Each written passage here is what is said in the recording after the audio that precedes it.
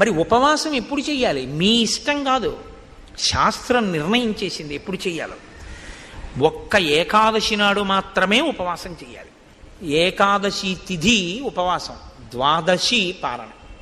సూర్యోదయం అవగానే ఎంత తొందరగా వీలైతే అంత తొందరగా భోజనం చేసేయాలి. యంత్రాలని కూడా ఏం చేస్తామంటే షట్ డౌన్ అని ఆఫ్ చేస్తారు కొన్నాళ్ళు, ఓ 2 రోజులు విశ్రాంతిని ఇస్తారు, ఘర్షణ పుట్టేస్తుందని.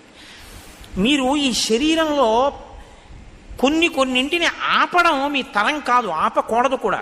గుండె ఆపుతానంటే 2 రోజులు రెస్ట్ ఇస్తానంటే కుదరదు, ఊపిరితిత్తులు ఆపుతానంటే కుదరదు.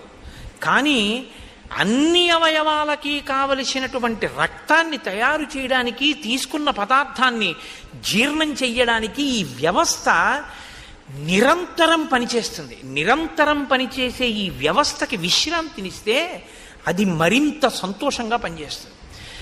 ఈ శరీరానికి అన్నం ఇవ్వడం ఆపి